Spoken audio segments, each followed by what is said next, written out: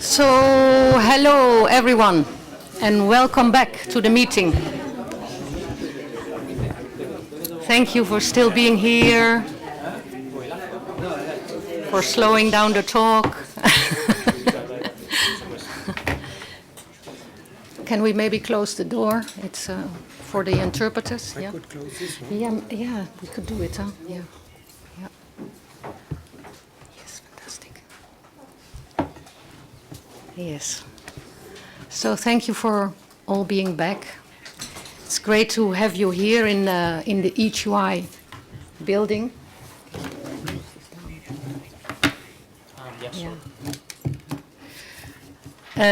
It's great to host you here, and it's great to host this fantastic project here. That it has been a great pleasure for me from ETUI to participate in this project. I think it lasted 2 years or something. Yeah, and this is its final conference, and we are really happy that you choose to take Brussels for this conference, and we are happy to have you here in this room. So now. This morning we heard about the project, we heard about the problem from Andreas, we heard about what we did, and we heard about the results and recommendations of the project. After that we heard about the national examples, and now we are going to the European level. I think that the program has logically built up to this level, because what we have heard is that the problem is extreme.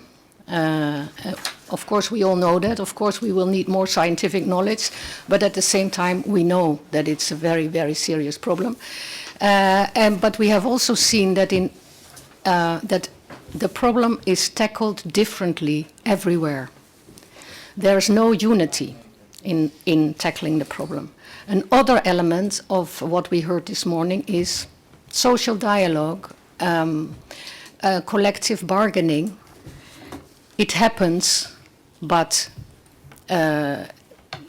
far from enough. I mean, it's only a drop in the ocean, let's say. And also we have seen that many agreements are voluntary. So what are the results of the agreements, etc., etc.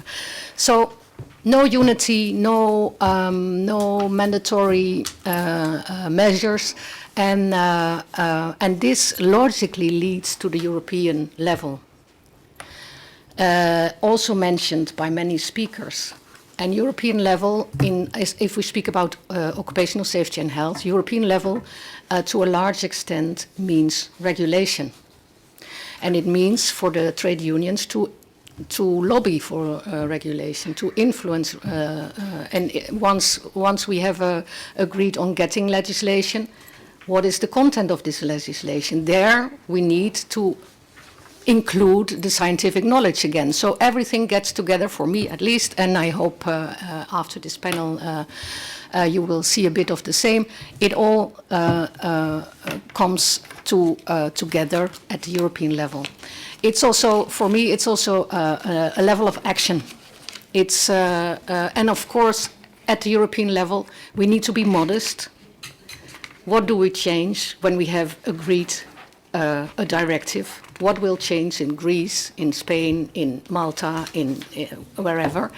That is the modesty that we need to have. On the other hand, the step of legislation at European level is one of the essential building blocks, it's my absolute conviction, to arrive at that unity, to arrive at a mandatory scheme, something that has to be followed, and it will also be an incentive, is my my conviction, for social dialogue. Social dialogue in a vacuum is very difficult, and it's difficult to make it mandatory. Social dialogue within a legal framework is supported by minimum requirements, by certain rules. So European level, we have 4 fantastic speakers. We have, they are all trade unionists, but in a different role and position. We have Giulio Romani from ETUI, Confederal Secretary. Among other things, he has occupational safety and health in his portfolio. Welcome. We have Enrico Somaglia, oh, my names, Deputy General Secretary of EFFAT, the European Federation of Trade Unions in the food, agriculture and tourism sectors. And we have Rolf Gehring on my left side from EFBWW, European Federation of Building and Woodworkers Industry, Woodworkers Political Secretary, sorry. So ETUI, Confederation, 2 sectors. And then we have from Germany, from DGB, we have Sebastian Schneider. He is policy advisor on on EU OSH policy in the Deutscher Gewerkschaftsbund. He's also a member of the Workers' Interest Group in the Advisory Committee on Safety and Health in Luxembourg. And we invited him because he is also the chair of the Working Party on Climate Change and OSH in Luxembourg. And this is a very important working party to carry this issue further at the European level. So now we will have a first round, then maybe hopefully a second round, and then time for debate. So without further ado, I would really like to give the floor to Giulio. Giulio, please. You want to stay there or you want to sit here, whatever you like. Bah, lo stesso. It's the same. I will speak Italian, so I will like to invite you to wear headsets for the translation. I take advantage of the presence of our interpreters to speak Italian. First of all, I would like to thank you for the invitation and for this opportunity. We will be talking of an important topic, especially now that we are getting closer to summer. This moment is very important, and it is very important to deep dive the topic of health and safety. The climate change is taking place at the moment. Climate change, which implies a whole series of changes also in terms of working conditions for workers who work outdoor. Therefore, we have to give the topic our focus. In the last few years, we had a terrible summer in terms of heat peaks, followed by tragedies because of this. Tragedies which took different shapes. We had fires, we had heat waves, problems in terms of drought, many problems. The situation is extremely worrying. Many fatalities took place, and we know that there is an insufficient monitoring of the problem. In some sectors, we have some bogus self-employed people, and I'm looking at my colleague Enrico, because in the agricultural sector we have this problem. In other terms, we lack specific data of people impacted by such tragedies. That is, for sure, there were many deaths, especially in Spain, France, Italy, Greece, in the south of Europe, with different levels of monitoring. In any cases, we have received many warning signals. In Greece, they were reported victims in the farming and agricultural sector, basically people who work outdoor, but also problems in the construction sector, but also in the army. There was a case of a young worker within the army who was hugely impacted, but also fire workers. Before I was mentioning fires. Fires bring about victims, but also the shipbuilding sector. Basically, we have problems for all those workers who work outdoor and therefore are more vulnerable. We had more accidents, work accidents also in Slovenia, and under different forms also in Spain. We had some cases, 258 cases reported in Spain in 1 year with 2 fatalities. Such cases concerned mainly agricultural workers, and among the victims there were also a person with disabilities.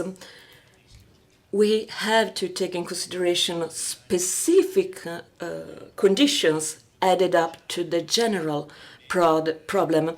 We do not have official data for Italy, but mass media are telling that last year there were 10 accidents. Today we have a partial presence of Italian trade unions. Italian trade unions are trying to improve the monitoring of the situation. We have similar data for France. Also in France, many workers lost their lives. This is equally true for 2022 and 2023.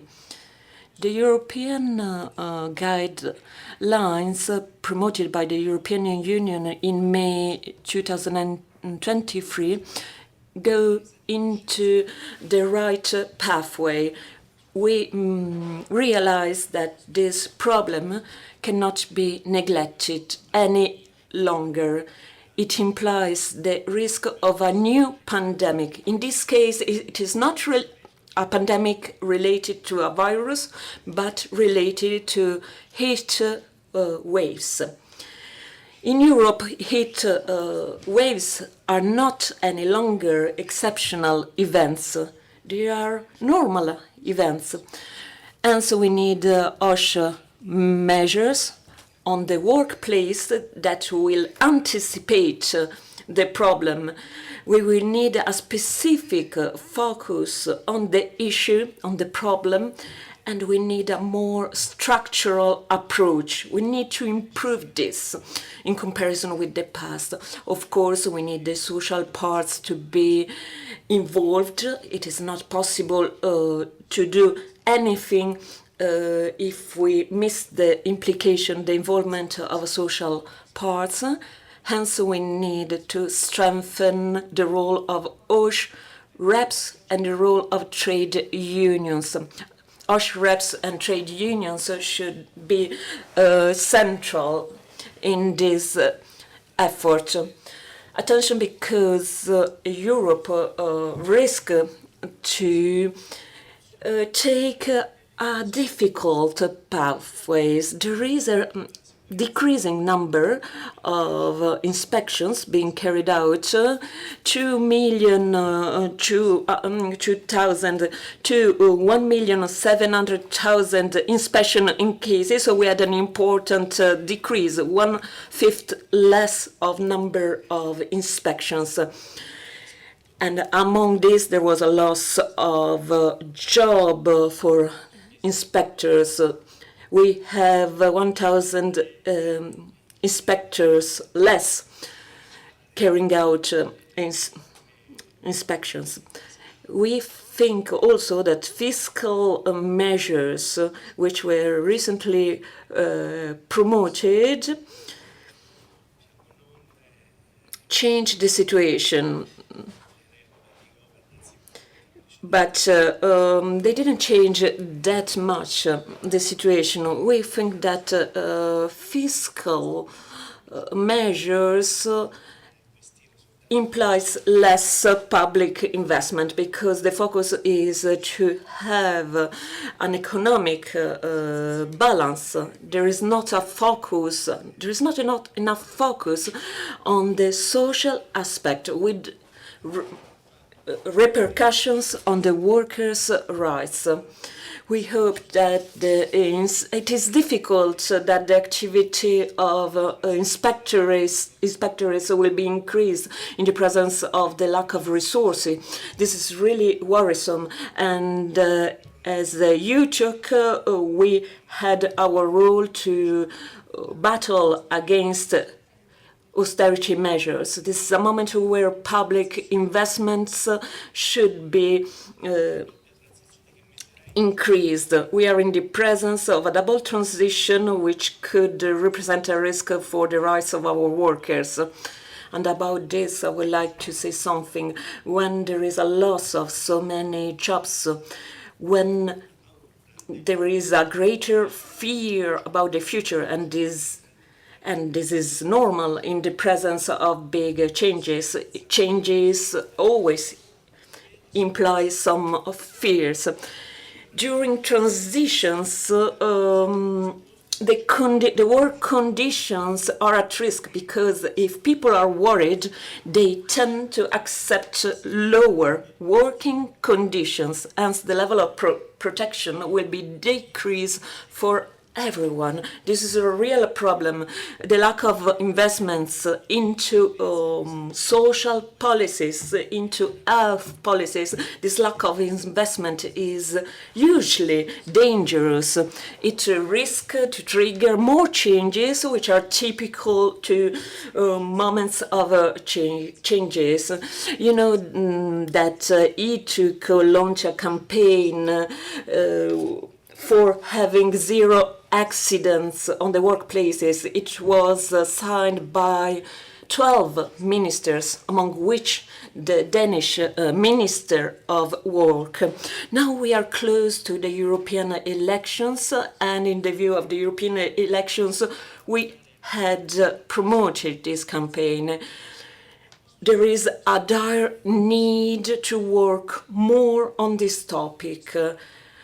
Heat and heat waves are to be considered as a priority in terms of health and safety at European level during the next European mandate.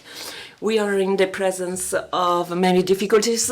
I will say something more during my second intervention, but already from now, I would like to stress the need to be united at European level.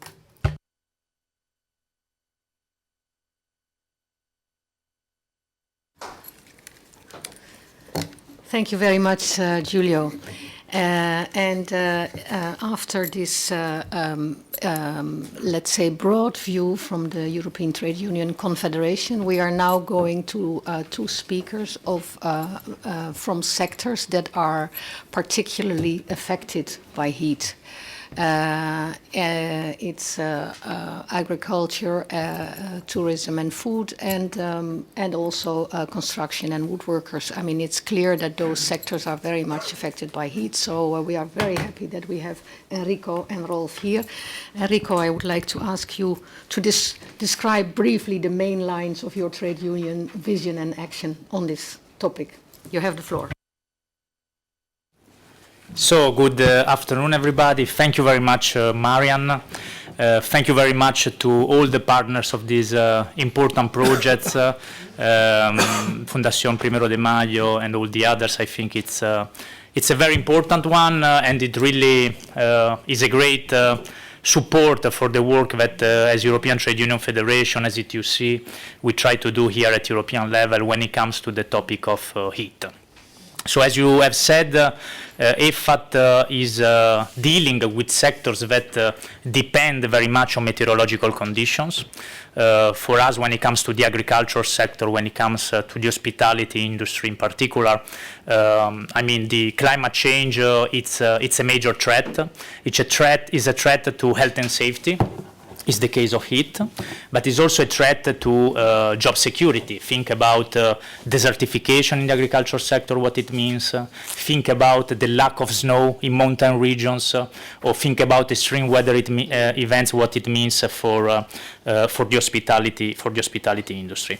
And I think the whole discussion around heat, around health and safety, fits very much into the whole discussion about the just transition, about the green transition, and our position is very clear. We have always supported the need to have mitigation strategies. We have always supported the Green Deal. We have always supported the Farm to Fork strategy. Of course, we have complained a lot about the lack of social considerations in it, but we have always said as well that in order to have a clear just transition, we don't need only mitigation strategies, we need also adaptation strategies.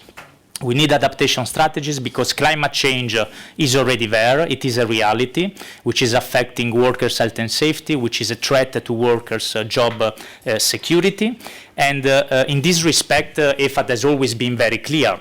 We need, when it comes to heat, a new binding initiative. We don't have any doubt on that. And the need for that is the fact that if we are serious about leading the green transition in a sector like agriculture, in a sector like the hospitality industry, well, we need to protect those workers which are supposed to lead this green transition. And protecting them means realizing that climate change is already a reality and that we need to change the way we work. We need to adapt our work organization. We need to ensure protection. We need to ensure the protective equipment, but we need really to protect their health and safety.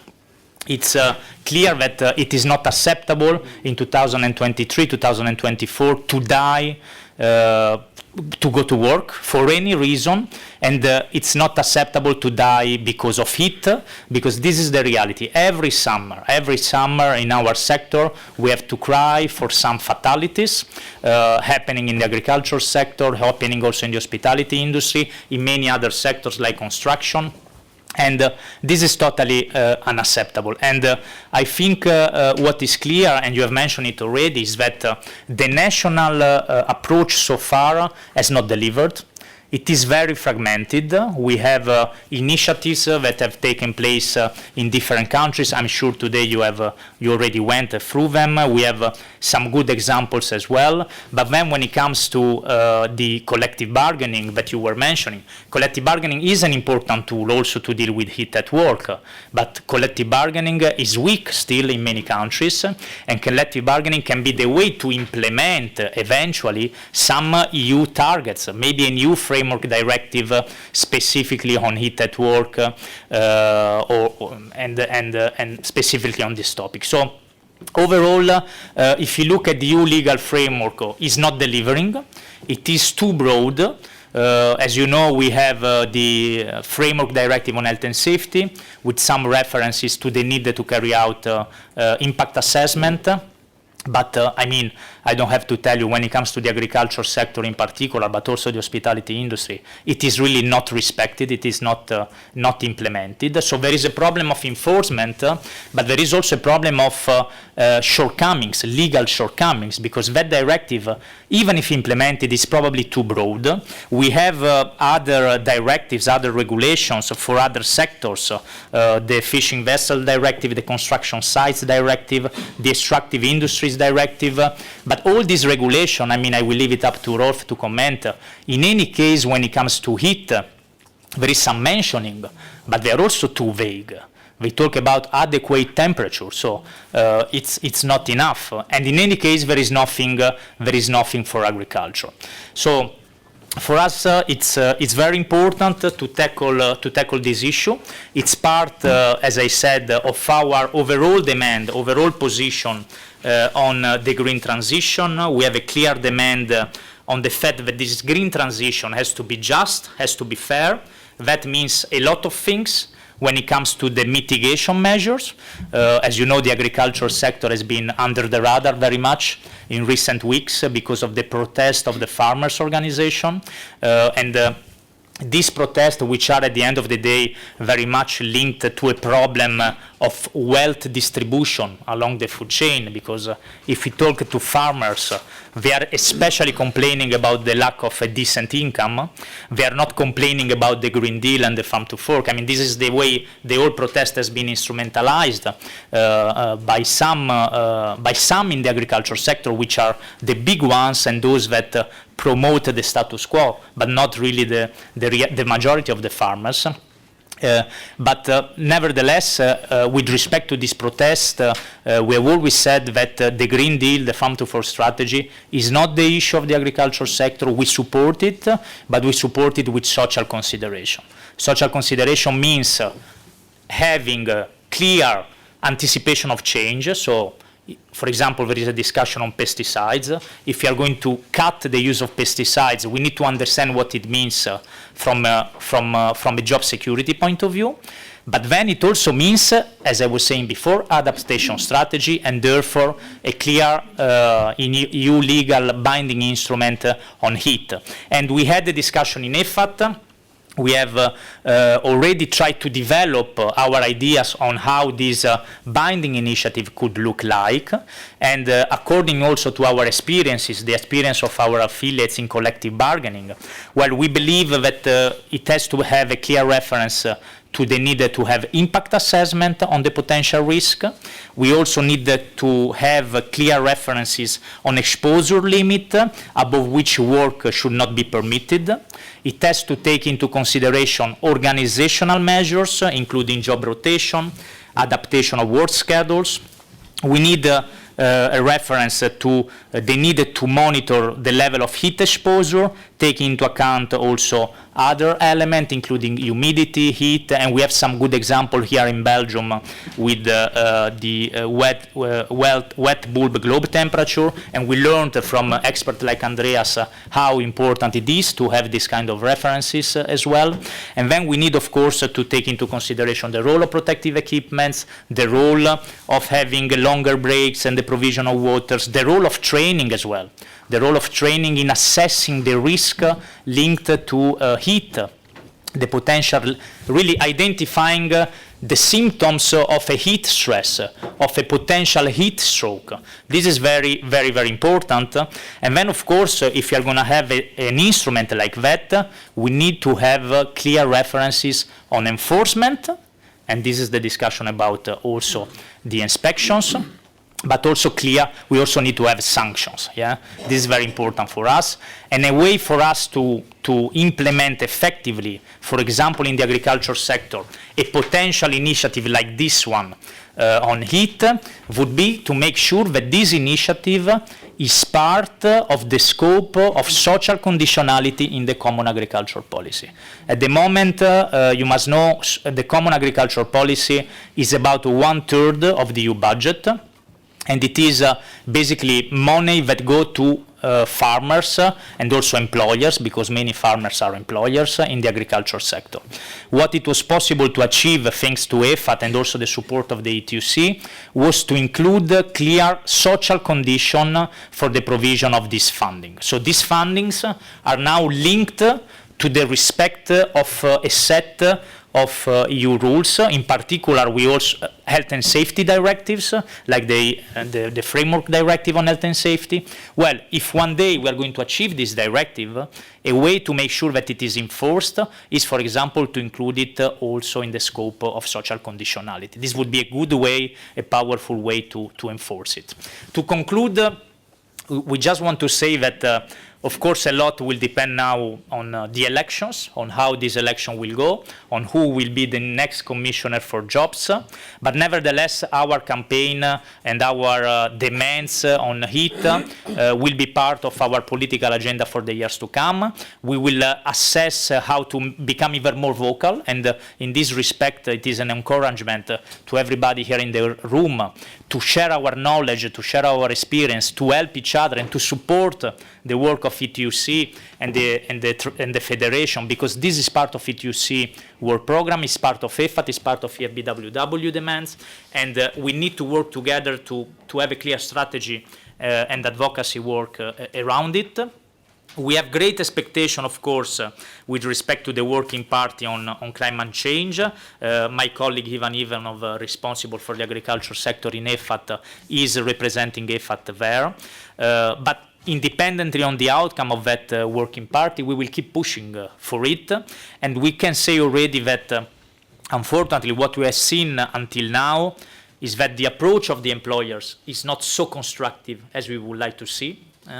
They are not taking this issue seriously, and I think we have to take it seriously. If we look at the number of fatalities and the number of accidents at work and the long-term repercussion of heat at work, this is also something that, as Giulio was saying, is difficult to register, it's difficult to assess the long-term repercussion of heat on health and safety. Well, it is an urgent matter. It is an urgent matter, and we need to tackle it as soon as possible. I will stop it here for the moment.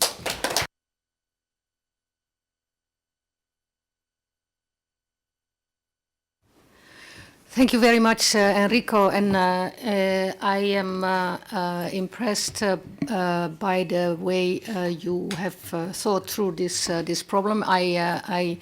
As a sort of intermediate conclusion, we can say we know the problem of heat. We have had the presentation of Andreas with all the facts and evidence.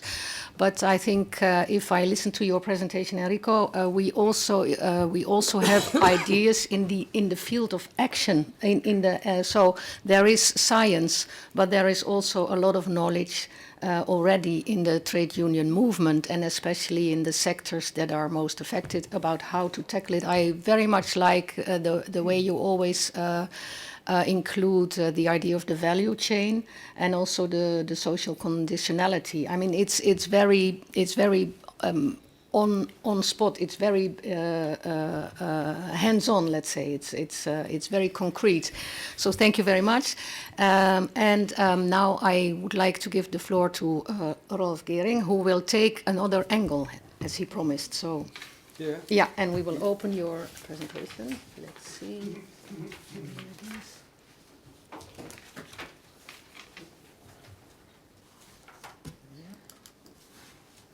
Oh, yeah, here. I will use the same.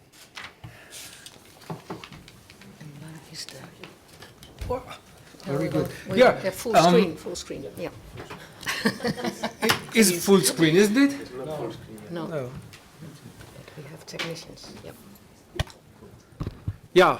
Good afternoon, and I start with apologizing not having been with you this morning, because I find it a bit embarrassing stepping into a discussion you have not followed and then saying something which has been said twice or a few times. So no, I will report a bit, and that fits with what Enrico just presented on our approach, but more specific on occupational diseases caused by UV radiation. But before I start with a few more general considerations, and EFBWW is representing forestry worker that we do jointly but friendly, no, not in competition.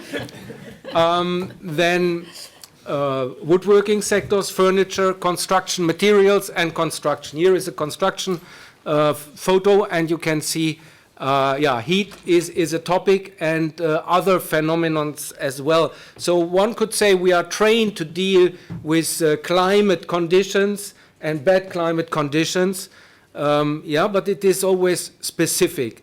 I like to focus on a few, let's say, more framework conditions of our work, which are also important when we start talking about climate change and health and safety, and especially heat. So we have a long tendency that goes from accident to chronic diseases, not diseases, but chronic diseases. So, and that is with long latency periods, that is also important. So it is the invisible threat, which is the real threat today. And I mean, I have one figure, it's not a new figure, but not much has changed, we are sure. it's from 2015 or 18. We had a number of 3,500 fatal accidents in Europe. 3,500 too much. The same year we had 160,000 deaths because of an occupational disease. And the Commission continued to talk about I will not accuse the Commission. Many people continue to say accidents, yeah, we are safety. If you discuss with management in European Works Councils, they are willing to do something. And if they report on accidents. They seldom or never report on health. So awareness, we need better awareness and acceptance of the problem. We have, therefore, growing societal costs caused by occupational diseases. If we would prevent, we would not only save health, but also money on company level and especially on societal level. That is very important. Then we have shifting in forms of employment. We always say that construction, but not only construction, of course, agriculture is at least the same level. It's a laboratory for forms of exploitation. New forms of contract, often for new forms of exploitation. So, and what you can see when you have construction workers who are self-employed, the first thing is they are out from training, they are out from health and safety measures, they are out from health and safety systems. And that is a real problem also in involving people in prevention action on company level. And then, okay, climate change and its many aspects on health and safety. So we have mentioned already forest fires.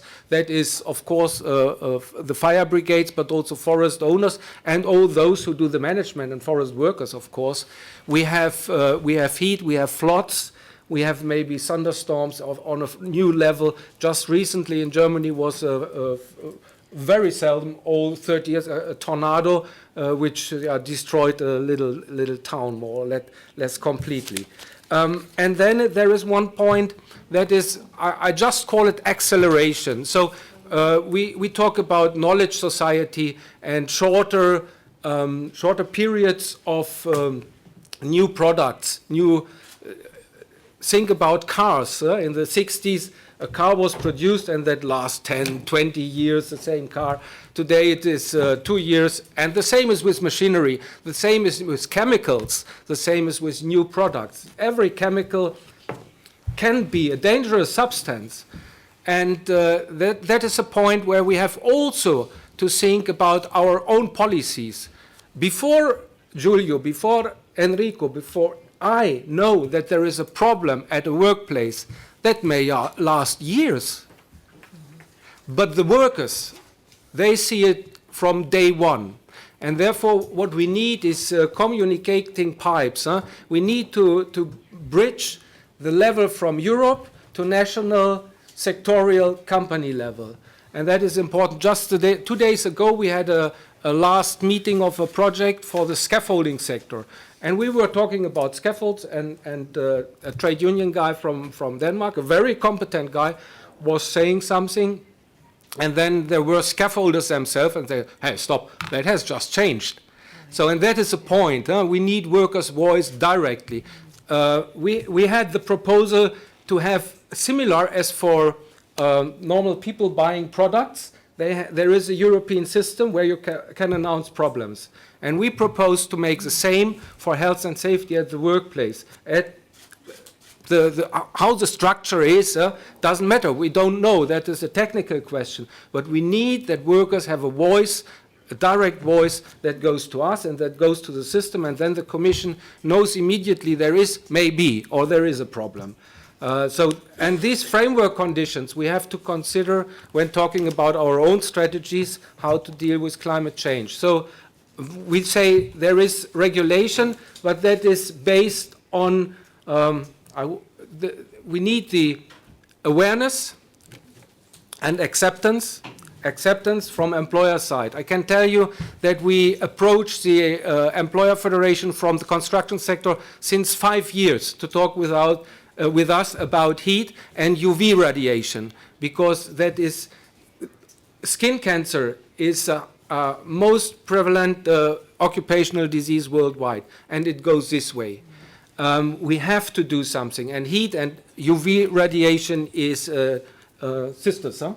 That comes together. And then we need knowledge. That's clear. We need knowledge and also then practice. So in this triangle, you could have hexagon or whatever with other aspects, but we have these 3 aspects here. So the awareness is important and the acceptance. But that is not only on employer side, it is also on our own side. Huh? So the workers in the construction sector, not all, and things have changed. But still you find a lot of people who say, oh no, that doesn't matter. I'm trained to it, I'm used to it. Is not a big problem for us. So, and therefore we said knowledge is important, and I like to refer to one research, which is a fantastic research, I can tell you. We used that to convince FIEC, the Employer Federation, with little success, unfortunately. But this research, they made a distinction not just between professions. They went down to the specific occupation. So it makes a difference whether you, in ports, you have people on ships, they have to do something. Container ships, first container, then they stay in the shadow.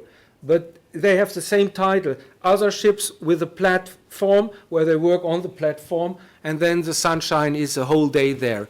And they, in this research, they went down to this. The research was able to make a distinction between exposure at work and exposure at leisure time, because that is one of the employers' arguments, saying that, come on, we are not responsible on what people do at their leisure time, lying at the beach, always in the sun. So we have protective clothes, so it's not us. So they could make a distinction there, and then they have measured. And I never will learn this term, but it is called, I will tell you, is an SED, is a standard erythema dose. And one standard erythema dose is like one sunburn. And you have figures here from up to 607 within 1 year. And that is for drain engineer worker. So here is construction only. We have other sectors with other occupations and professions where you have similar. But here is a list. So in 1 year, and they have this exact data that was done first in Germany, but meanwhile they have data from 6 or 8 countries in Europe. And I think we should more exploit the results from this research to show what the reality is at workplaces. Once again, they can distinguish between exposure at work and at leisure time. So awareness is also, that guides me now to our point here, or the specific point, and that is EU regulation. So we still have disregard. So that is an old figure, but it doesn't matter, because on national as on European level, things change not that much, that fast, let's say, different to workplaces. Only a very small fraction of work-related skin diseases are compensated as occupational disease.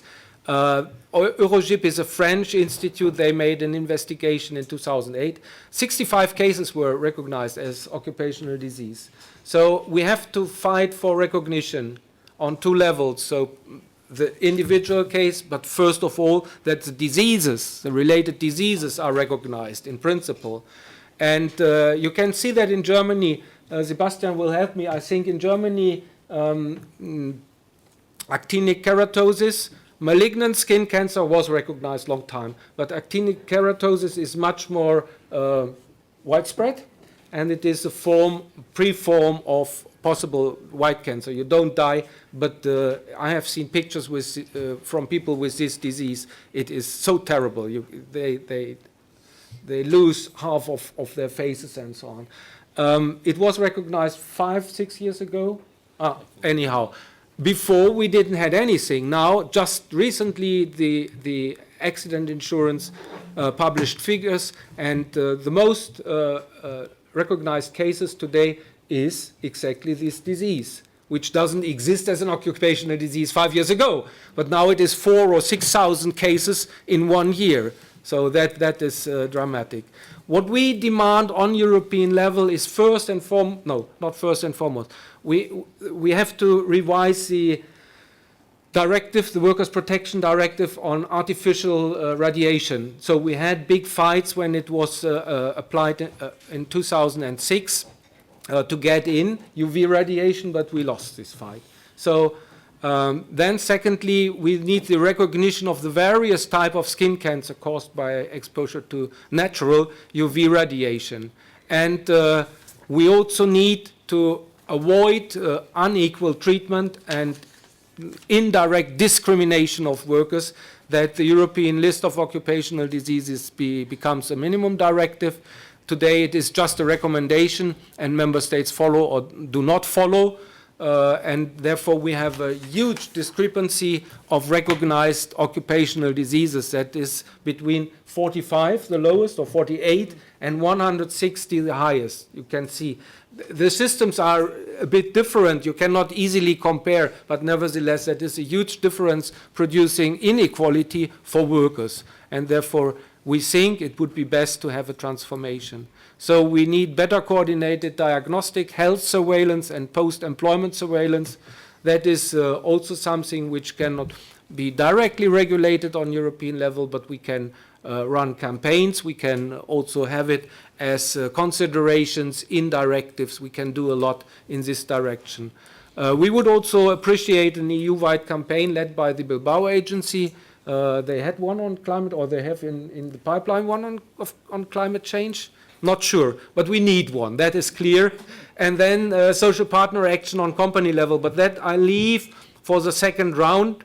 What I would like to finish with is just that we should think, and I would ask you to go back to your national, you are the national federation in Spain most probably, that for the new EU Parliament, we should run a campaign and saying, first, we need the inclusion of UV radiation in the directive, revision of this directive. Secondly, recognition of all skin cancer or skin diseases caused by UV radiation now, and then maybe also doing something regarding a better recognition of the European list of occupational diseases. I know I'm together here with people who are not totally convinced that a conversion into a directive is the right way, but we need to update the European list of occupational diseases. So if the Spanish unions and from the other countries together with the ETUC, if we run such a campaign, we can really make a difference.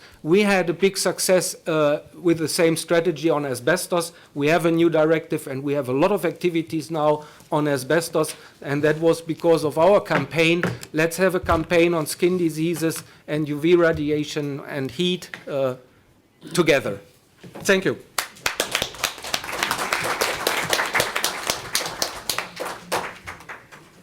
Thank you so much, Rolf. And I must say, I'm always impressed by the way that you combine knowledge with action.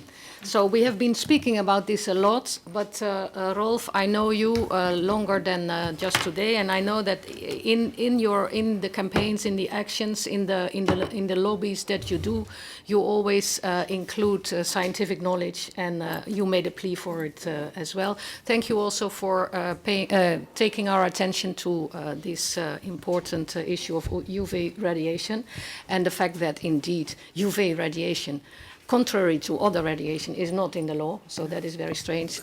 And combining it with, and there we totally agree, with a good compensation system of occupational diseases. It is, of course, the closure of the issue. We go for prevention, but if things have not been prevented, there needs to be good compensation. We've always made a plea for that. So thanks a lot. Now we go to Luxembourg. Although it says Brussels, yeah. That's me. Yes, we go to Luxembourg. Luxembourg is the seat of the Advisory Committee on Safety and Health of the European Commission. For those of you who are not familiar with it, it's a tripartite committee, and its tasks is to advise the European Commission on everything that has to do with health and safety.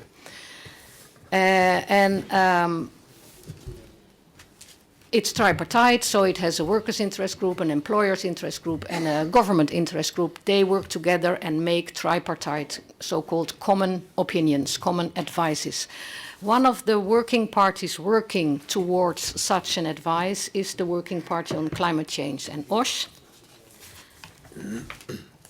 And this working party has a broad mandate, very broad remit. It's because climate change and OSH is about many things. It's about the OSH consequences of heat, but there are many other elements that are included in this topic. Even also the consequences of the green transition itself. They also have consequences for OSH, but. As the workers' group, and I know this so well because until recently I was the coordinator of this workers' interest group, so I have followed the discussions towards this mandate for this working party. The workers' interest group has strongly made a plea to focus as a first step on heat, because many issues relate to climate change, but there is no one issue so urgent as heat. We have heard it this morning. It causes most fatalities, and it is not regulated. So the Workers' Interest Group has made a plea to include an advice on heat at work as a first step, so also as a first opinion. Now, Sebastian, I realize that you have a difficult task because you are the chair of this working party. The working party only just started, well, I think you can only say the first considerations about this, but I am really very curious about what is the current state of play of this working party and of the opinion. Thank you. Thank you, Marian. Yeah, I'm not alone here. Well, I'm alone presenting, but actually all four other members of this working party are here at this large table. So if I'm saying anything wrong, feel free to intervene and correct me. And as Marian said, we just started our work, so maybe my presentation will not be satisfactory. I would like to tell you that we're almost there with a regulation. We just need to write it down, but that's actually not the case. And I'm just trying to draw a realistic picture of the work and the challenges that we are facing. I will first say a few words on the advisory committee, although Marian described it already briefly, and on the working party, then the current state of play, and then also the kind of challenges that we are facing working in that working party. So yeah, as Marian said, the advisory committee is advising the Commission on all things OSH. It's tripartite, so we share this opportunity with the employers and with the member states. It's supposed to facilitate cooperation between national administrations, trade unions, and employers' organizations. So there's a kind of spirit of social dialogue is there already. We found the working party, or the working party was founded and mandated a few months ago. We had our first meeting in March, I think. It's 4 + 1 members of each interest group. And we have workers' interest group members from Germany, Greece, the Netherlands, Spain, and the European Federation with EFFAT. So I think with regard to geographical and sectoral diversity, we are very well equipped to work on this issue. What is the current state of play? So our objective, just on a formal basis, is to have an opinion until the next plenary in November. So when the plenary meets, all the members from all three groups, from all I don't know, 20-something countries are meeting to adopt so-called opinions. That means for us we have to finalize the text until October to allow all interest groups to adopt and discuss the text. We were having and we are going to have a mix of online and in-person meetings, and we already found a drafting group to work on the concrete text. So we had 2 or 3 meetings so far. The first meeting was basically get to know each other and discuss how to proceed. And the initial discussions were basically about the scientific and political state of play for ourselves, to be on the same level of discussion. We heard a series of presentations, among them the one that more or less Andreas gave today to us, which was really helpful in shifting the focus on heat and making an argument on why heat should be what we approach first. And there was also a discussion on semantics, I would say, because we are not working in a vacuum in this group. We are working based on a mandate that the advisory committee gave us, and the mandate states a list of tasks that we have to fulfill, and it gives the broader context of extreme weather, and it gives a more narrow context of heat. And obviously we want to focus on heat, because as we heard this morning, it's the most pressing issue, and it's also much more concrete than the effects of climate change or than extreme weather in general. On the other hand, the employers were very much in favor of dealing with extreme heat, because if you deal with everything, you deal with nothing. So that the first question we have to answer, and to be honest, which is still not fully answered over the course of our work in the working party, is where do we want to put our focus, and also on which legislative level we want to approach the issue. So with regard to the current state of play, although it feels like so much is known, and it feels like for us as experts, especially coming maybe from sectors which are suffering from the effects of heat for much time, although it feels like so much is known and there's so much activity, the picture is still not that clear to just take what we have already and then start walking and arriving at something very concrete very soon.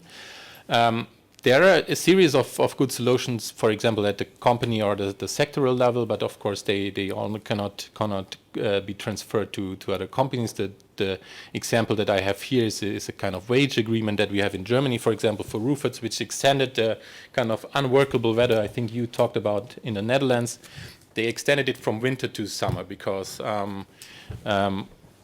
of course, you cannot work on a roof when it's minus 20 degrees, but you can also not work on a roof if it's 40, 45 degrees, or with all the radiation, 60 or 70 if you're standing there.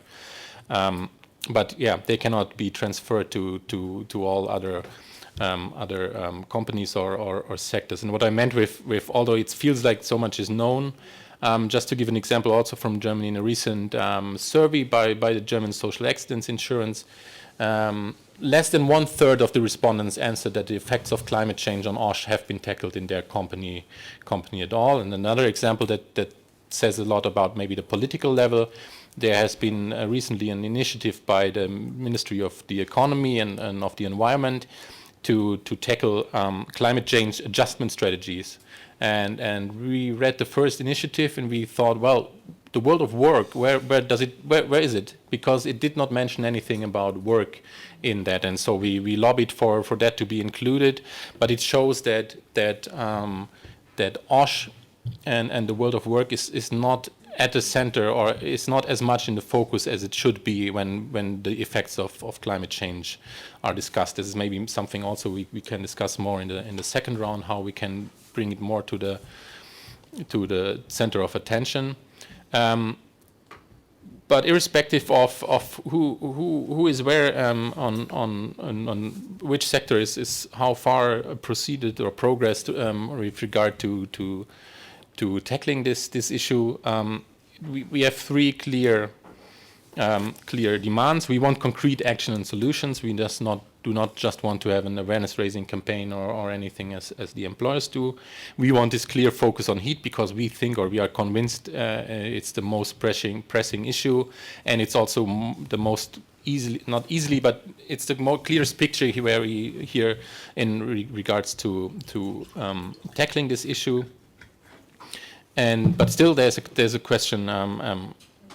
Is it necessary to have a dedicated directive? Is it necessary or better to adjust existing legislation? This is still in development, and also something that I described earlier, and I think which is also an interesting or something to be thought about in this regard is the kind of technical guidance, but not technical guidance as in, well, recommendations you could do this or that in your company maybe if you want to, but you don't have to, but in clear technical guidance that says if you follow this and implement these measures at the workplace, you as an employer can be sure that you fulfill your general obligations with regard to OSH and heat. And this is something, at least we work a lot with these kind of documents in Germany. That's something that a worker can pull up and to say, here are clear measures that you can do if it's too warm in our office or on our construction site. And it also gives clarity, as we heard before, to the employer. If I do this, it's enough.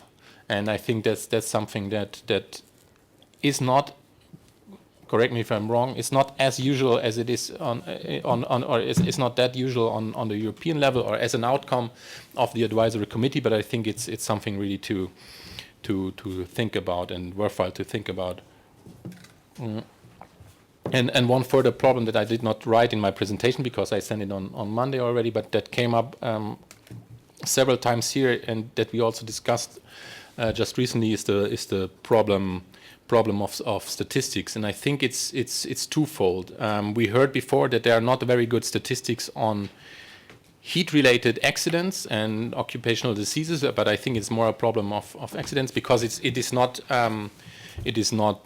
counted, if you want to say so, as being related to heat, but maybe coming from other factors. But there's also something that may be a sectoral problem because.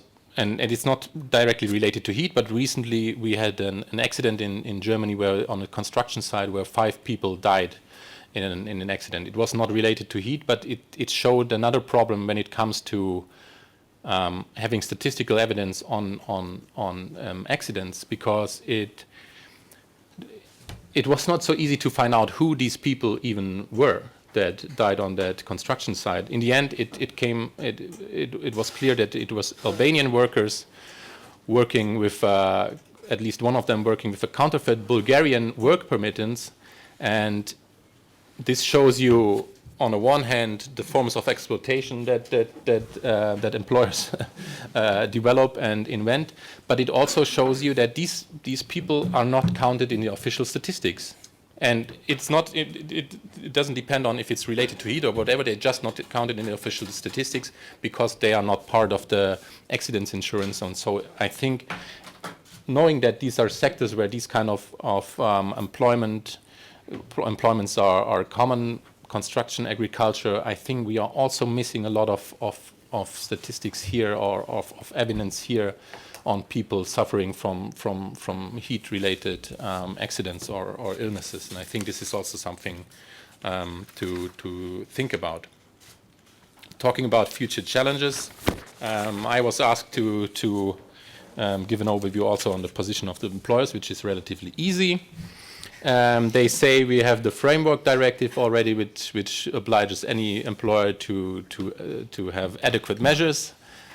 That's enough, but if nobody knows what's an adequate measures, it's apparently not enough. And I think the diversity of concrete directives and rules and regulations on different sectors and works and risk factors shows that this is not enough. And also, they say it's a lack of awareness. We just need an awareness campaign, and everything will be all right. And also, what Rolf already said before, we cannot control what people do in their leisure time. They are at work only 8 hours per day. On the one hand, it's not always true that they are there only 8 hours, and on the other hand, they still have the duty to care to take care of their workers. But what we see, what is apparently obviously easier, it's easier to block concrete action than to create it, and then to find concrete solutions. And this is what makes our position a bit more challenging or difficult. The government representatives in the working party so far, at least in my opinion, seem to be more on our side and more in favor of, or generally in favor of doing something concrete, and they see the necessity for legislative action. They see also that heat is the main issue here, or that should be the first issue to be tackled. But we will see how strongly they will support our position. Then to more things. What is more? It's also about challenges. First of all, it's not easy to isolate always the individual risk factors.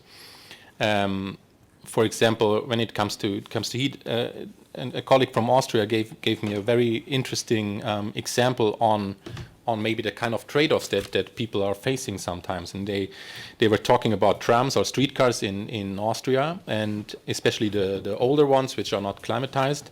On the one hand, if they have a kind of cabin, they are protected from aggression that may be increased by the people riding the tram towards the tram driver. But this at the same time means that the temperature is rising in this kind of cabin. But if you don't have a cabin, you are more exposed to aggression by guests. So this is a kind of example that shows it's not always easy to isolate these kind of factors from each other. But it's a complex problem, and there are so many layers to this, and also the mandate is rather broad and demanding. But we have now identified a series of these kind of layers and of the different risk factors, and our job now is to boil that down. And trying to end it on a more positive note, we are on it. So we are working very hard on this issue, and we also hope that.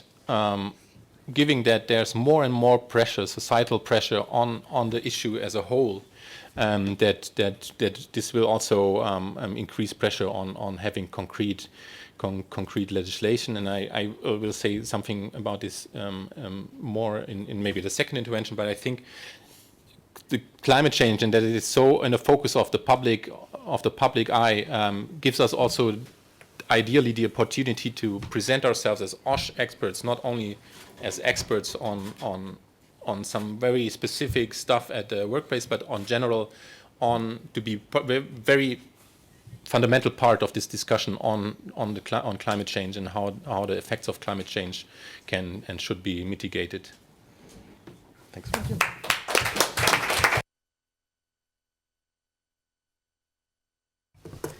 Thank you very much, Sebastian, also for explaining so very clearly the position of the employers. It's and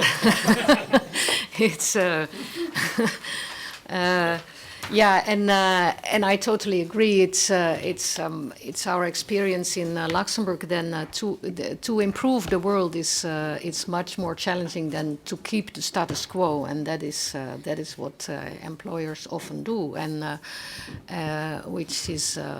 which can be quite frustrating. But anyway, maybe we come to that also in our second round. In the second round, and I want to keep it short, but I don't want to skip it because I asked the presenters to also prepare it a little bit. What I would like to do is twofold. The one element that I want to touch upon is that I would like you to try to react on each other's presentations, but in a specific way, because I would like to find the synergies, the possibilities for alliances, and this is especially to the first three speakers. So do you see synergies? Do you see possibilities for alliances? Are there differences that need to be overcome? So that kind of reaction I would like to ask you. And the second step would be for the three first speakers again, could you reflect on the presentation of Sebastian? the state of play of the working party, what can be done to push it to push it in the right direction, and then of course the last word in the second round is for Sebastian. Please, within 3 or 4 minutes. So you may also choose something. I mean, if you say I just want to react to this or that, please do. And I start with Giulio. Ci provo a stare. I will try to be brief because we have received so much inputs. The debate was extremely interesting. To start with, as a premise, I would like to say that many times we have talked about the definition of adequate measures. This is a good solution to show off without doing anything in a concrete way, because if we do not define clearly the objectives and targets, things cannot work. So it is very important to pay attention to the definition. I would like to also know what the ETUI would like to suggest on this. Two important insights. Enrico, in his intervention, made reference to the problem of workers who are not counted in the number of accidents, and Enrico talked about the need to have a specific directive on the protection of workers. As for Rolf intervention, Rolf was talking about an important topic, the topic of skin diseases because of UV radiation. This is an important problem, and it is a problem which cannot be monitored in the first place, while for accidents or heat strokes can be immediately registered, as even if it is not simple, as Enrico was saying. On the contrary, it's not too easy to monitor skin diseases because they will manifest later. I believe that the single possible answer to this issue, together with a problem in terms of monitoring, the lack of monitoring is due to the fact that there are many workers which are bogus self-workers. There are undocumented workers, workers who are not registered, and especially people, migrants. So there is a complex framework in terms of migration rules that needs to be put together with this topic. This aspect is intersectional. We have a whole series of elements, and we should have a more specific focus. I believe that both intervention coming from workers are not represented, and also we should take in consideration the problem of workers who fell ill but on a later stage.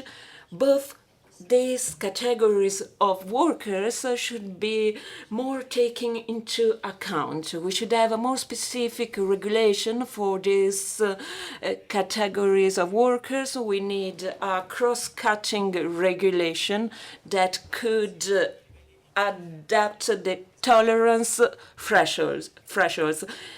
In the same way we do it for chemical products. Thresholds do not limit risk, but they can help to mitigate it. They define a threshold of acceptable risk. So we should define the precise thresholds per specific jobs, but also precise parameters on the exposure timing. So it's a mix of features. Enrico was clearly indicating it beforehand, and we need a specific directive, a European directive on this topic. And we could already advance with the current existing directive, bringing back the heat topic among the most pressing problems. And this under the scope of work protection. But we should be working to have a specific directive. As for occupational diseases, we know that at the moment as ETUI we're not able to ask for a directive because of contrasting views. But having the possibility, or rather having the duty, to have sectoral agreements would be very important, because we have acknowledged that sometimes for the same jobs the conditions are different. It is different to work indoor in comparison with working in the fields, for example. We need that there is a need to have good agreements with social parts, as the implication of trade union is fundamental, so that the directive can be concretely applied in the workplace, so that it can be really operational. In reaction to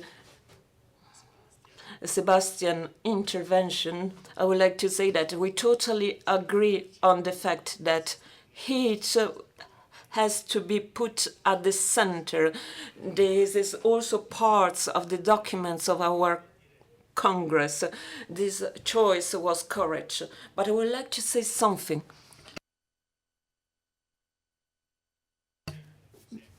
Always, and this comes also from my personal experience, there is a confusion between priorities and emergency. Heat is not just a priority, it's an emergency. We need to act swiftly. It's not just a priority. In the presence of a fire, there is not just a priority, but we are in the face of an emergency. And from the northern countries, the lesson is to have a different approach. We should consider the consequences of climate changes, taking in consideration different risks that have to be taken into consideration. And I'm thinking of what is happening around the Rhine River region, and of many examples, similar examples in Italy. So being able to work in a safe way in the presence of emergency situation. Heat is an emergency, so I totally share the fact that it was highlighted as such. Thank you so much, Giulio and Enrico. Yes, I will try to be very brief to see if we have some time for debate. So I think that as trade unions, we are successful in our demands when we are very clear on our message. And I think in this case, we are very clear on the fact that heat is not a priority, it is an emergency, as Giulio has said. And therefore, we have to be very ambitious as a first demand and demand a binding initiative on heat. And I'm very happy that the trade unionists in the Working Party are going in this direction. Because I think if we need to have an instrument that deals with such a complex problem, it means that we need an instrument that will have to assess prevention, that will have to assess recognition, that will have to assess reporting, that will have to assess compensation, enforcement, sanction, everything linked to maximum working temperature. So there is enough, I think, and there are a lot of experts around the table, enough to have a specific legal tool on it, yeah? And we have to do a campaign around it, very clear. And I mean, unfortunately, evidence is on our side. There are every summer fatalities, there are long-term injuries, so we can really set up a clear campaign on it, much more. And I put my organization first because we can do much more, and we will do much more in the months and years to come. Then, of course, it will be a matter of political opportunity.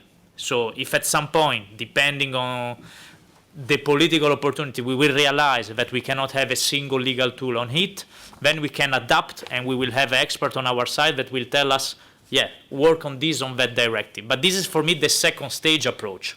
If you want to be successful, we need to make a real case around heat, explaining that this is the emergency, and that it's time to intervene in this respect with an ambitious legal tool. And I will stop it here. Thank you so much, Enrico. Rolf, Yeah. you have the floor. 4 minutes, huh? Yes, please. Yeah. Okay, 4 minutes. I found interesting that we have a lot of overlapping. So, and one point I like to highlight from Enrico is the social conditionality, and similarly, Giulio said that we have other policies that is linked. So just transition is a point, but also the greening economy and other aspects. So, and that is something we can do on the European level. So it's not easy, but we have to, people say holistic approaches. We can create links to other policies. And also Sebastian in his presentation had a similar point. Saying that the economic ministry and also environment is not interested in workplace issues. So that is not holistic. That is poor from the ministries, even especially because they are green ministers in Germany at least. So that is something we have. It's a strength, I would say. And we have the same with public procurement. Public procurement should follow rules, and that is amongst others, that is normal employment relations, collective bargaining should be respected, and so on. And therefore, I found interesting the point of social conditionality. All of us also touch the question of EU regulation and how specific should it be. So, and Enrico said clearly that it is not specific enough in many aspects. I think that is something we need to reflect on. We need to reflect on seriously because I would defend the principle that we have OSH regulation, which is minimum requirements. And I found it impressive when looking about the results of your project. So you had the stop principle and you had clear ideas. So in a nutshell, very good, or for all 4 levels. And it is clear if I have a substance that can be substituted, we have the regulation, we need it, it needs to be substituted. If we have technical solutions, they can already differ a bit. And when we come to the field of organizational questions, that differs often very much. And there I see some, let's say, limitations to be very specific. To give you an example that fits, heat at the workplace. We discussed it in our OSH group, and we also collected approaches, agreements, collective agreements, and so on. And if I see the collective agreement from Italy, it is very specific. If I see the one from Germany, and Sebastian was referring to that, winter time, now summertime, with a specific framework, legal framework, completely different.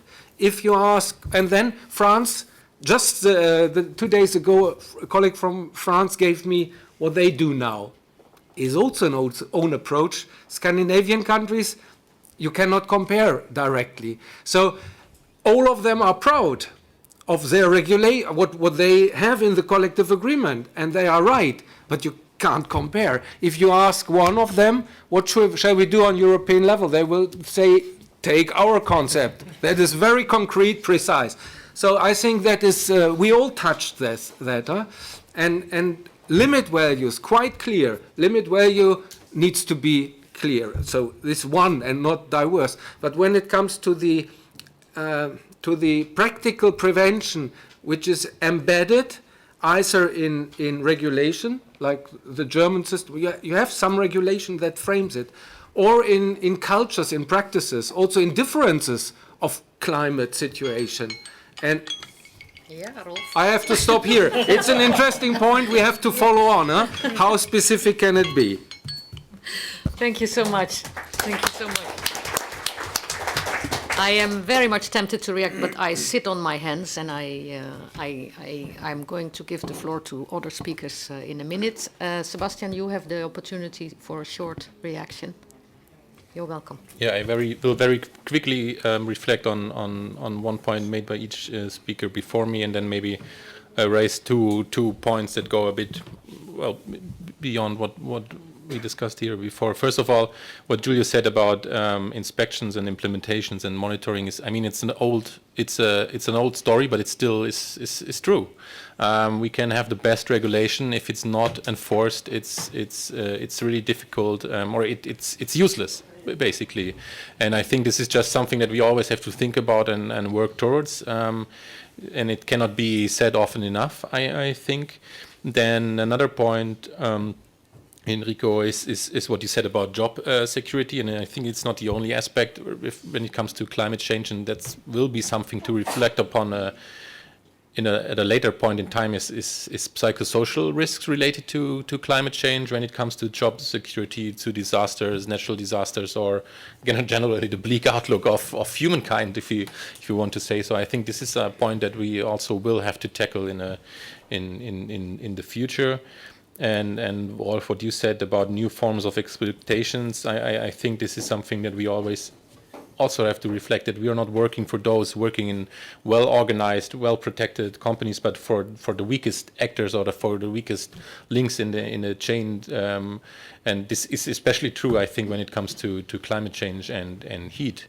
And I think this is also something that we always should be aware of. And maybe two further points. Maybe one that's more of a challenge, and one that's more of an opportunity. And I say the first point is coming from a German trade union, is that we look at this as an OSH issue, and sometimes or often there seems to be the opportunity or opening up to also view this as an issue of compensation. And I think this is something that makes it difficult in Europe to come to find common ground on that in some countries, for example Germany or Sweden, compensation is strictly left to collective bargaining between employers and workers, and other countries would like to have legislation on the issue. And I think this makes this a really difficult issue or topic, and this is just something that we also have to keep in the back of our minds. But when it comes to actors or actor groups or potential allies, and I think this is challenge and opportunity at the same time. We've talked about climate change and the effects of climate change being mostly an issue of public health. And why not search allies in the area of public health that work with us on these issues? It's something that we try in Germany at least, and also maybe for trade unions, especially industrial trade unions, even more difficult, but also worthwhile is climate activists, or the climate movement, which also, on the one hand, of course, if you look at the issue of transition and industry, is a difficult ally, at least for some of us. But at the other hand, it's an ally that knows how to be in the focus of attention, to put stuff on the public agenda. And I think this is something maybe that we could also be open to work with and find common ground with in the future when it comes to the issue of climate change.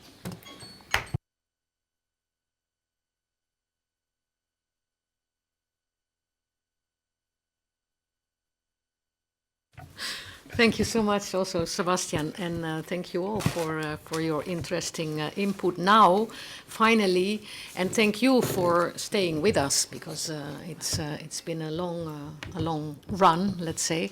But now I want to open the floor for questions, and we will take a bit more time after 4 o'clock. So don't worry, please feel free to take the floor. Jan. Andreas, yeah. Jan. Yes, thanks for your interesting update, but for me it's an update of wars we have fought in the past, because with every directive it's the same process. It's always the trade unions who go to the front and then the employers holding back. I would suggest the trade unions to come with another more activist strategy and to develop tools for workers to protect themselves, such as censoring or the use of apps. And we already know there are some apps that are not perfect yet, but very useful, and they could be used. We all complain about the labor inspection, but they can be used for inspection. So when the app or the sensor gives a signal it's too hot, workers can stop. And in fact, it would be interesting to give an automatic reply to the labor inspector.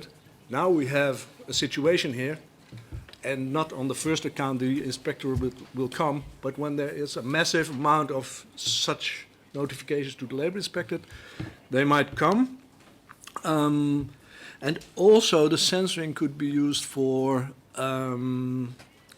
the registration of exposure, because Sebastian already mentioned the problems with the causality in occupational diseases. And that's also in the Netherlands, you have a great problem to make a case when you have a tort claim against your employer. You have a very difficult case to make sure that you were exposed in a relevant amount of exposure. And if you have that as your own data as a worker, you can go to court and you can say, I was exposed on the shop floor level and not on vacation. Yeah, maybe also on vacation, but in relevant measure, also on the shop floor level. So I think that could be not a legal tool, but a workers' tool that could go in parallel with the discussions in the ACSH. But also I think it would be very interesting to combine forces of the trade unions on a European level and try to find funding for developing such tools as censorings or apps. That would be my proposal. Thanks a lot, Jan. I'm going to collect 3 questions. I have Andreas, and so I'll give the opportunity to react after 3 questions. Andreas, and then Pedro. Thank you all for an outstanding panel. I have 2 comments and 1 question. My 2 comments relate to some of the things that Sebastian mentioned. Indeed, there are problems with statistics, but the problems are that probably we are under-reporting the problem. We have enough statistics to know that this is a dire situation. It's a situation that we need to immediately address. We just don't know how bad it is. We know it's bad enough, we just don't know how bad it is. So it's important to know and to communicate that we have enough evidence that to make this as a number 1 priority. Number 2, with regards to the tram example, indeed heat is a complex issue, but the evidence over the last decade is just to inform you. I mean, the literature on the heat issue has been 70% of it has been developed in the last 5 years. So it's something that is rising very fast, and because of climate change mainly. So we know much more compared to 10 years ago, so much more. And all the major important things have been addressed, and we know we have all the evidence. There are a few things that we still are trying to unravel, such as, for example, how do specific vulnerable populations are affected, like pregnant women or patients with chronic disease. We know that they're affected, but we don't know exactly the mechanisms, and we're trying to address that. But the important things, those that we need to develop legislation, those that we need to develop mitigation strategies and technologies, we know. Everything we need to know, we know. And so my question to all of you, I think some of you made it more clear, some of it, at least in my mind, it made it a little bit less clear, so I think it would be important to discuss this. For example, Enrico's comments for me were quite clear. We need to be united at the EU level, and here this morning there have been many voices from around Europe saying that we need legislation. So the question is, do we all agree on this, or is this something that, are there some unions that are still reflecting on it, or do they feel that we need additional evidence, or are we all in the same page? Thanks a lot, Andreas, for your comments and question. We'll come back to it. Pedro, you also have a question. Sí, muchas gracias. Yes, thank you very much, Marian, and thank you to all the speakers, because what has been said opens the way. Well, a reflection turns into a question of what can we do, what could we do from the European Confederation. So I think that it's quite clear that we need actions regarding the legal framework regarding OSH. So this is quite obvious, I believe.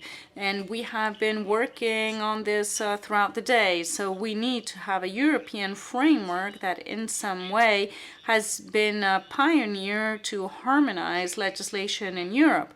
So this had not been developed, or we hadn't developed yet the social pillar, and yet we see that already in the 90s and in the 2000s a harmonization in this field. Not perfect, of course, and we've had the impact of the lack of perfection, but nevertheless, it's important to highlight this. So this should bring about the following reflection.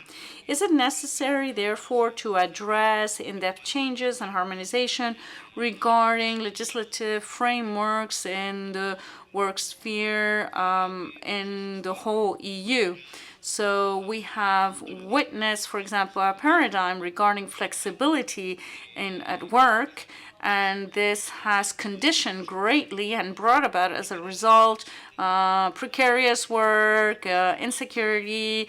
We have seen also on-time work jobs and mini jobs, for example, incentives regarding productivity, and this makes workers to have to take up models that are clearly unsafe. And we have also witnessed the fact that there's some sort of labor design, so they're trying to explore new ways of hiring in some countries, and this is then, these models are then exported to other countries without having a legal framework that can guarantee that this shouldn't be the case. For example, the 0-hour contracts, just to mention one example. And I don't know, do you believe that, would it be feasible that from the development of the social pillar that needs to be developed more concretely, could we from there harmonize labor frameworks? I think this would be essential to try to address part of these problems that we already have regarding OSH. And then a very concrete elements. So when there's a possibility, maybe changes of directives, we have the great uncertainty of the results of the next elections, and this puts us at a very difficult position. So what are we going to do as ETUC, as social partners? What is your situation? Would we have to bring about further mobilization, for example? It's something that has been mentioned. So trade union action, trade union action, we need to articulate it at a European level to make sure that maybe some of these elements can be changed so we can further develop these pillars at a European level. Thank you. Thank you very much, Pedro, for your comments and questions. I now give the floor to the one that raises his hand first. So. Yeah. Easy. Having the floor first, I can now say what I couldn't say in the 4 minutes I had. That's very no. That is congratulation to Sebastian and the group. So having a editorial group in the early beginning is good. We had just an experience on asbestos-related diseases with a full success, but we haven't done that, and that was not facilitating our work. That is one thing, but maybe also. Have a look which scientists you may mobilize, or even the European Commission. In our group we had a technical expert group. The Commission asked member states to nominate people, but you can do it maybe on your own, and you will find people providing good knowledge. Maybe a bit provocative. I think we are more or less united on European level when it comes to the further development on the Health and Safety Directive. So we have this alliance for a directive on mental health, very important. We are also, most points are okay, but sometimes we are not. And I fear a situation where we have to be united, even though we are not. That normally guides you in difficult situations. So giving the expression or the showing that you are united if you are not. And the same is a bit for the question of harmonizing. I would not appreciate that we harmonize social life in Europe. It lives from its diversity. That is one thing. And therefore, I'm personally prevent the approach of the law setting for social issues. So we have the social chapter in the treaty, and that is not for harmonization, but we set minimum requirements.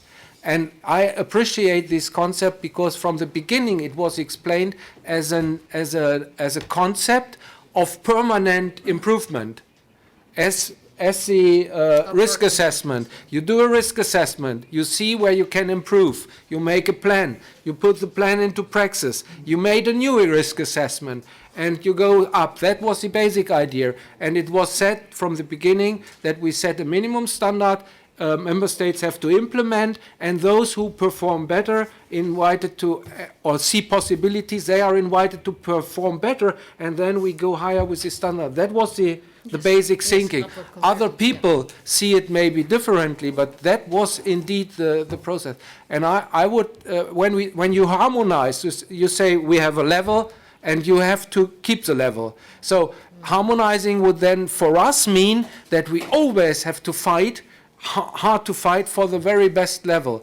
When we fight it, and then I stop, when we fight it for a limit value for wood dust exposure, we started where most of the countries in the south of Europe had 10 milligram, some had 5 milligram, a few others 2 milligram, France had 1 milligram.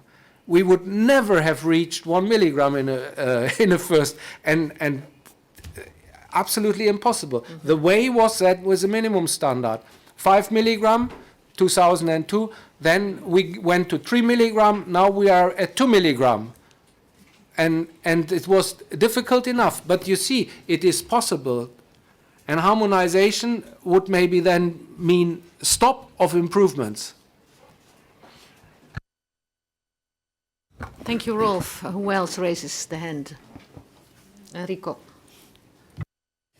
Yeah, okay, trying to be brief as well. So on the sensoring and apps working tools, I totally agree. I think these are important instruments. And I think there is already the knowledge and the technological advancement to try to develop them. They already exist, yeah. At the same time, we have to keep, of course, campaigning for a legal tool as well, but knowing that when we start this kind of work, this kind of campaign, this kind of demands, we can succeed. Maybe we never succeed, or if we succeed, it's in a lot of years. So we have to deal with it already now. On the problem of statistics, so the points raised by Andreas, I totally agree with him. I mean, this was one point raised by Giulio as well. So the issue is under-reporting. So already the statistic we have showed that there is an issue, and there is a major issue linked to precarity when it comes to reporting. So when it comes to the agriculture sector, we have very high level of undeclared work, very high level of declared work, so big proportion is bogus self-employment as well. So this is a major issue. Many workers are migrant, also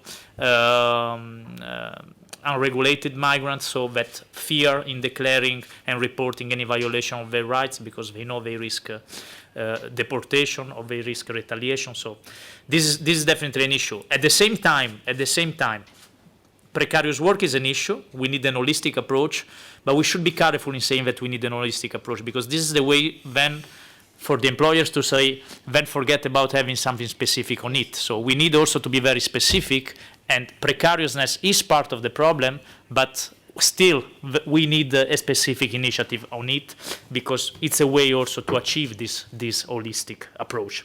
And I think in general we agree, Andreas, on this. The request to have legislation on maximum working temperature is part of the ETUC manifesto for the EU election on 2024, and the ETUC is the voice of all of us together. Of course, we have to work more on this. Yeah, for sure. We have to push more for it. The manifesto is there. I can tell you already that, if I'm not wrong, this is also part of at least the Greens manifesto for the election. So it means that they've taken this on board. And of course, it doesn't mean that if it's part of a political party manifesto or resolution, it will be part of the next Commission program. But we will keep working on it for sure. For me, and I will conclude. There is a key leverage we have to use. The whole debate around the green transition at the moment is completely lacking social acceptance. It's lacking completely social acceptance because of the way it has been developed from the very beginning. The feel was that it was something imposed from Brussels in an ideological manner. At the same time, the world has changed. We had the war in Ukraine, very high cost of energy and raw material, etc. And now we see a backlash on those green policies. And this backlash on green policies is very negative, because around these green policies, there is a lot around health and safety as well. Think about pesticides, antibiotics, a lot of things. A way to rebuild a bit of the social acceptance is to talk more about also adaptation strategy, to show that that the European Union is doing something for working people, and acting on it is a concrete way to show we take the climate crisis seriously, not only through very ambitious binding environmental targets, most of the time without a lot of coherence, because then we import a lot of products made with a lot of very bad chemical products which are already banned in the EU, but that's another story. But we take care of this climate crisis also looking at the adaptation side. And then just to conclude on the comments raised by the Spanish colleague, I think it was more a general comment, but we have, if you look at the last 5 years, we have achieved a lot at European level when it comes to many initiatives: minimum wage directive, platform workers directive, due diligence initiative. So this is thanks also to the work of the European trade union movement. Much more has to be done. Much more has to be done. And for us, the heat and health and safety is a top priority. But then, of course, we have many other priorities when it comes to subcontracting, labor intermediaries, the lack of inspection. As EFFAT, we demand a clear initiatives that also increase the number and the frequency and the effectiveness of labor inspections in Europe. It's a matter of campaigning, promoting, finding the political opportunities without being too vague, because then our political message is also watered down. Thank you. Thanks a lot, Enrico. Yeah, I have now. Yeah, I had. That was an earlier hand raised.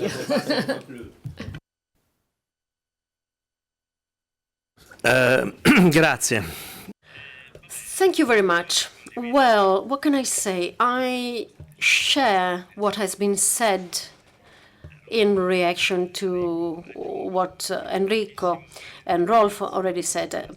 I will be brief and I will give some space to Sebastian to react.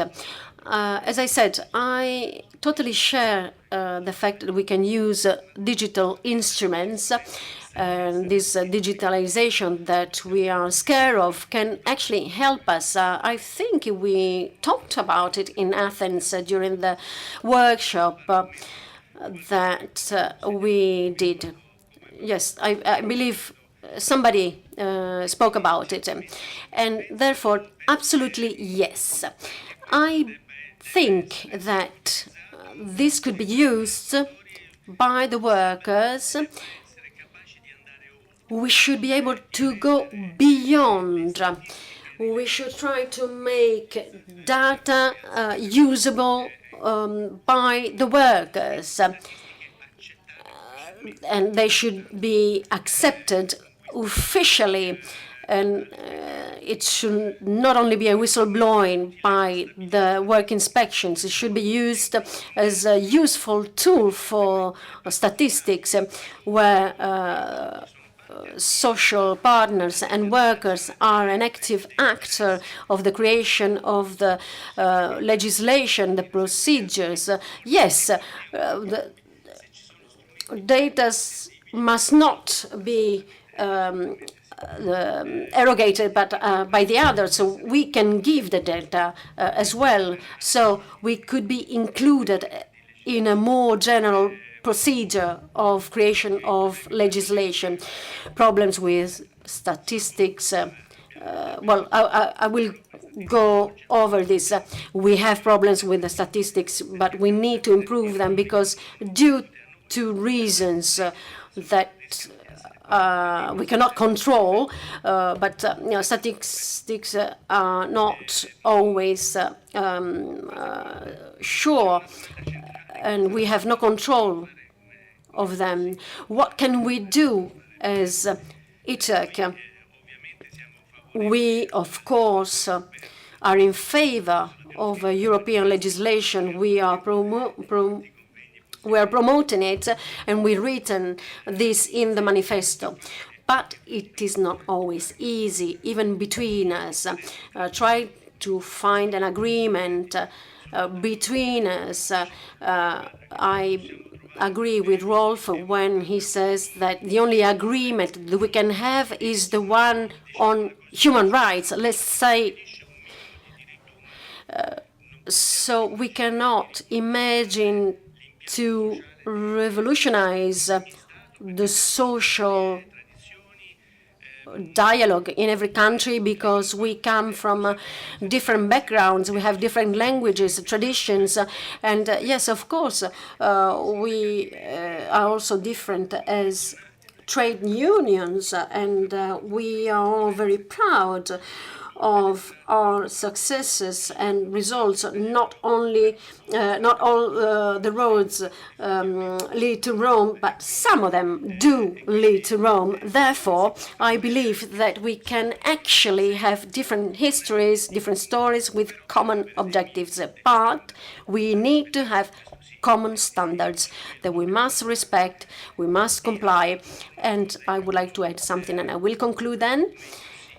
As ETUI, we need to work as a union of trade unions and not just a structure, an organization that has its headquarters in Boulevard Jardin Botanique 20 in this building. So we need to work in order to measure, evaluate the risk, and to prevent the conditions that create the risks.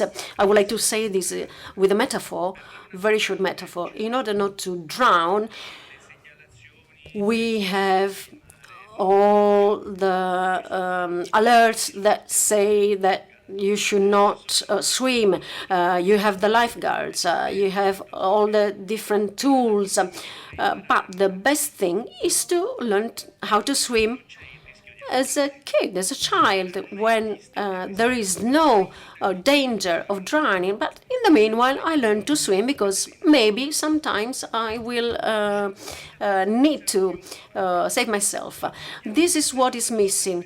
We face the problem when the problem is there, instead of preventing it, because the risk of having the problem is more important than the risk of the problem when it's already there and you cannot do anything. Thanks a lot, Giulio. Sebastian, you also wanted to say something. Yeah, I didn't necessarily want to have the last word, but here I am. Oh, well, then that's perfect. Just to react to the two things that Andrea said, I fully agree with you that the problem with statistics is underreporting, but the problem is that the official statistics are underreporting, and this means that this instrument is much weaker for us than it should be. I mean, if you compare it to the official numbers on skin cancer, for example, in Germany, but in other countries that have been accepted as acknowledged as official occupational diseases, it goes up very, very much, and this is a strong argument in favor of making clear how much of a problem it is. And if we have weaker numbers than they should be or than they are, it's an instrument that we need to improve, I think, also in the public debate to be able to clearly show the extent of the problem. And with regard to your question, if you, all trade unions agree on if we need legislation, I think we do. I think we clearly want concrete action to be taken, concrete legislative action to be taken. I think it's still a question of where exactly is it? Do we need to have a regulation on heat? Do we improve existing legislation?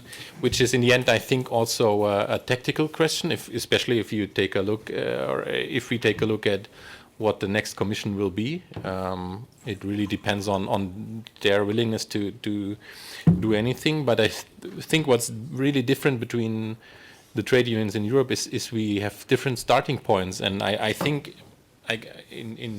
in Germany, we are starting debates now that maybe have been concluded in Spain 5 years ago, because the problem is slowly approaching us, and it's already there in Greece or in Spain. And I think this is something that we have to be very aware of, and that we have to take into consideration, and when we are discussing these things. But I think this is not it's not necessarily a problem if we are aware of this, but of course it's a challenge, and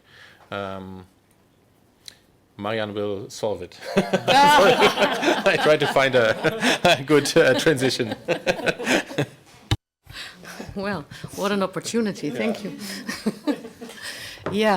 Yeah, so I'm going to try to conclude. I'm sorry that I cannot give you more opportunity to ask questions, but I think we had a few very interesting ones. I think we had a great session, really been listening with great interest. And just a few conclusions. I would like to end on a positive note. So I'm improvising now, but I'm trying to combine a few things.